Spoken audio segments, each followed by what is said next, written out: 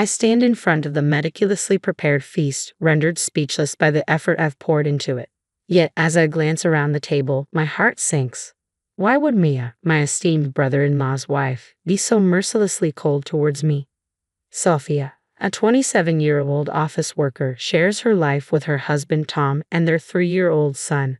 Tom, her senior by 4 years, and she initially embarked on a relationship rooted in professional dynamics. Their connection blossomed over shared drinks, leading to a romance that culminated in marriage just a year later. Now, nestled in their cozy home, they relish the joy of parenthood and the promise of a growing family. However, amidst this domestic bliss, a thorn emerges: Mia, the wife of Tom's brother Jack. Let me introduce you to Tom and Jack. Tom is Jack's elder brother by 10 years. Their father tragically passed away in an accident during their youth, leaving their mother, who had previously been a homemaker, deeply shaken.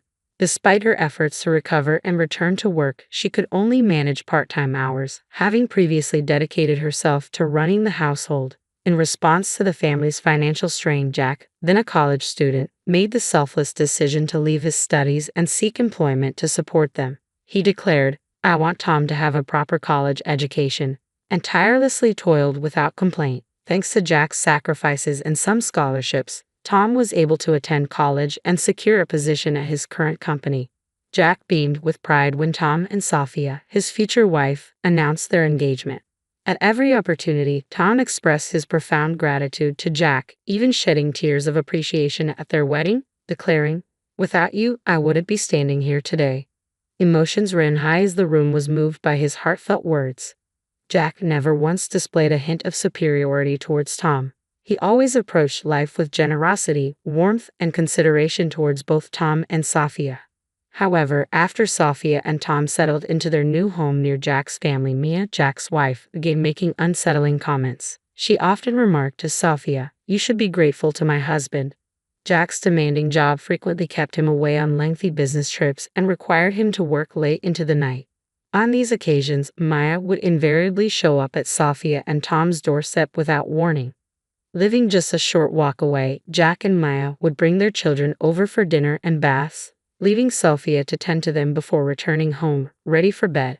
Maya's demands extended to meal preferences, dictating, "I'm not in the mood for Western cuisine today, make something Japanese," or, "My child insists on having hamburger steak tonight," placing Sophia in a difficult position. Despite her discomfort, Sophia couldn't assert herself, mindful of the indebtedness owed to Jack. "Tom, remember, it's because of Jack that you're where you are today. Thanks to him, you went to college and landed a job at a prestigious company." Jack, on the other hand, struggled after high school and is still trying to climb the career ladder. If only he had gone to college, things would be different for him.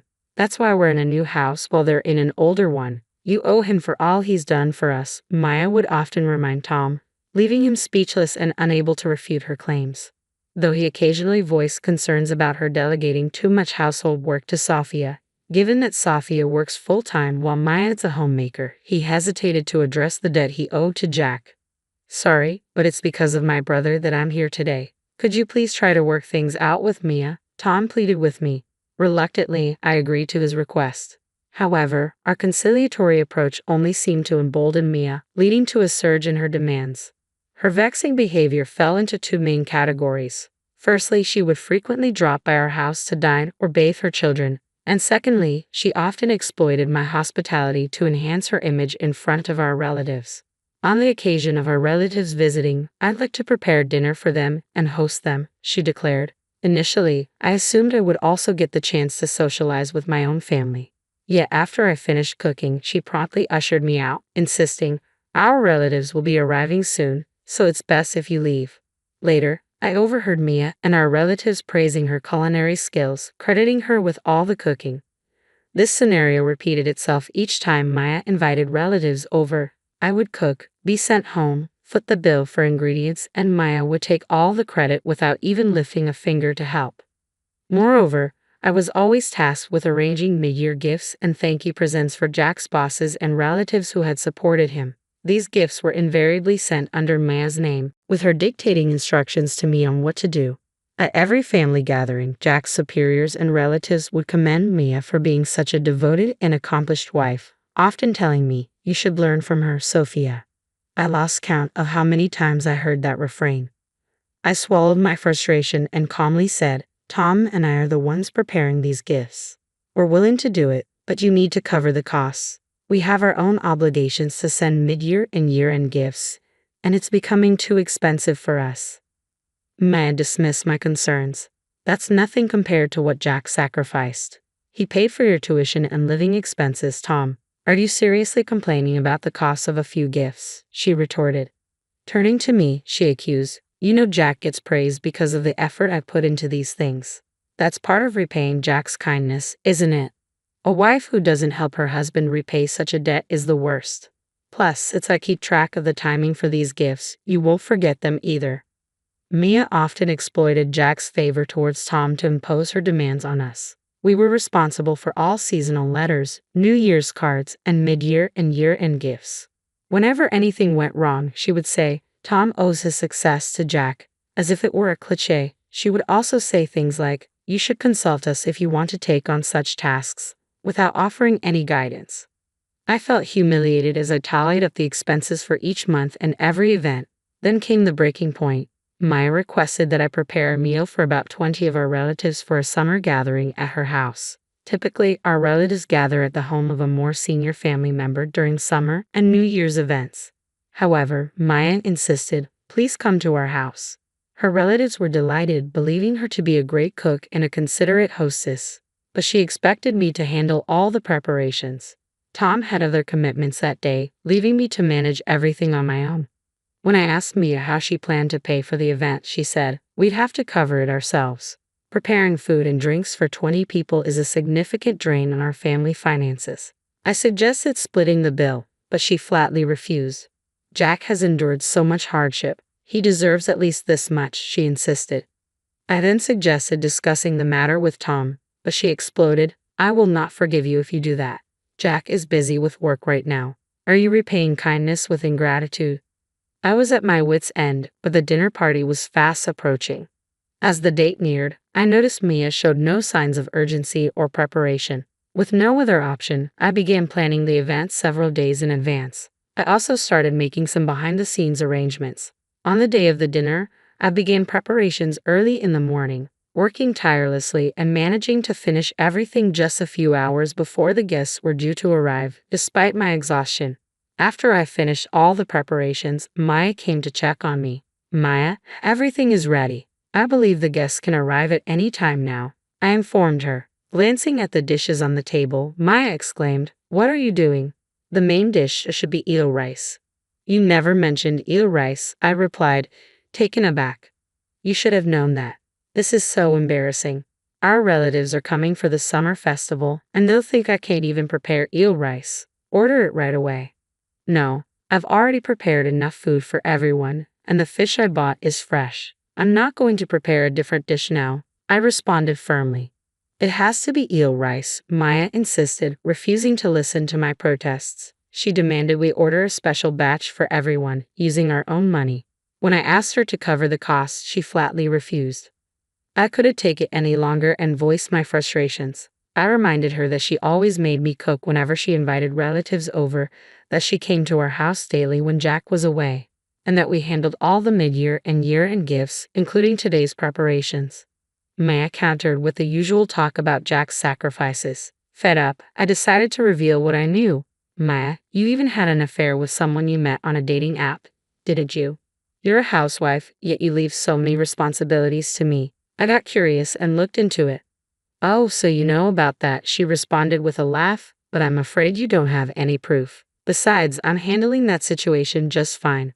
By cooperating with me, you're essentially returning the favor. It's all part of the deal.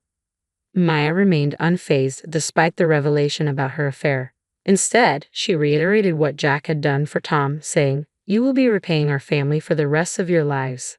At this point, I had reached my breaking point. I silently removed the food and started packing my belongings. I'm leaving. I will never return, I said firmly as I walked out. Maya yelled something about ordering eel rice, but I ignored her and left. A few minutes later, my phone began ringing repeatedly with calls from Mia. When I finally answered, she sounded panicked. What? What's going on? Is there something wrong? I asked her, feigning ignorance. I have so many inquiries. She continued frantically. I rearranged the dishes you made, and I ordered eel rice, paying for it with my own money. But none of the relatives showed up. It seems they know everything we discussed earlier. I couldn't stop laughing. I was also astonished that she had tried to salvage the situation by rearranging the food I had prepared. The reality was as follows. I couldn't tolerate Mia's arrogance any longer. Before she could criticize me further, I decided to talk to Jack directly, hoping he would offer some sound advice. I believed that Jack, unlike Mia, wouldn't hold their past support over my head. When I explained the situation to Jack, he seemed skeptical. He had always seen Mia as the perfect wife who made a good impression on her relatives. She presented herself as their ideal partner, preparing hot meals with a smile for Jack when he returned from work. Meals that often came from our kitchen. She arrogantly took large amounts of food from our house and missiled Jack, claiming they frequently invited me to dinner but didn't want to bother him with the details. She never mentioned my involvement in the gifts, always smiling and saying, "It's natural for a wife to handle these details to save her husband's face." Jack was always impressed, thinking, I married a wife who's too good for me. So when Jack heard my side of the story, he was speechless. Being a good man, he didn't accuse me of lying but believed there must be some misunderstanding between Maya and me. So, I pondered on how to present him with evidence. Would you allow me to gather some evidence? I asked Jack respectfully. With his permission, I decided to discreetly record Maya's conversations during her visits to our house, especially those where she displayed selfishness about food. Music. I captured a conversation where she insisted that we owed her obedience due to Jack's kindness, and I asked Jack to listen to it. When he heard it, he was speechless. Additionally, I informed Jack about an upcoming dinner party Maya and I were supposedly preparing together for her relatives. With his consent, I recorded everything from the moment I started preparing the meal to Maya's outbursts about using my money to order eel rice and her admission of the affair. I had arranged a video call with Jack and his relatives in advance, informing my own family about the scheduled time and date. It was during this call that Jack and his relatives finally learned the truth about Mia. After I departed, Jack's relatives confronted Mia over the call, expressing disbelief at the revelation that I had been handling all the year-end and mid-year gifts, taking advantage of Jack's kindness, and even engaging in adultery. Maya attempted to maintain her composure, but the weight of the evidence left her speechless. The majority of her relatives denounced her, severing ties with her and leaving Maya stunned. Jack, who had postponed his work to be present for the call, returned home and confronted Mia about the situation. I am disappointed, he told me later. He revealed to Mia that her actions had caused distress for his beloved younger brother and his wife in his absence, and that her admission of an affair had shattered him. Maya broke down in tears, confessing that she had targeted me out of jealousy over our younger age and our nicer home. She claimed her affair stemmed from loneliness due to Jack's frequent absences and admitted to devising a plan to manipulate us after hearing Tom's heartfelt thank you letter to Jack at our wedding. I was infuriated by Mia's relentless harassment, but I also felt a pang of sympathy for Jack. I hadn't worked tirelessly for Tom's sake to create a sense of indebtedness, but rather out of love for my dear younger brother. My efforts were not fueled by the desire to hold them over his head in the future. I was proud to see Tom thriving in a reputable company, growing into a remarkable individual. As for Maya's disparaging remarks about my salary, I explained to her that it wasn't Tom's fault. It was simply my own lack of ambition. Further revelations surfaced about Maya's conduct. We learned that she had left their children unattended at home while she met her adulterous partner. Jack decided to pursue divorce proceedings, seeking custody of their children along with alimony. Maya vehemently opposed the idea of divorce, eventually agreeing to a slight reduction in alimony in exchange for a proper divorce and custody arrangements. Her affair had been uncovered by Jack, who also demanded full alimony. In the end, Maya moved back to her parents' home and took on multiple part-time and day jobs to meet the financial demands of double alimony and child support. A few months later, Maya appeared disheveled when she met me for a visit to see her child. Later, Jack apologized to us and covered the expenses for the ingredients and alcohol from the dinner party. He also promised to reimburse us for the meals Maya had consumed at our house and for the gifts she had made us prepare. But after discussing it, Tom and I declined the offer. I apologized to Jack because while this incident was meant to address Mia's wrongdoing, it also brought shame upon him and his family, I expressed, reflecting on the situation. I doubt Mia would have felt any remorse if we hadn't taken action, Jack chuckled. If anything, I am at fault for not noticing Mia's behavior until now, he added with a hint of sadness. Jack is currently juggling work responsibilities while caring for their child. We maintain regular contact with him, and on days when he's overwhelmed, we offer to look after his child at our home or invite him over for dinner. We've learned a valuable lesson about how some people can make you feel indebted even when they haven't done you any favors. Tom and I laughed together, reflecting on the experience.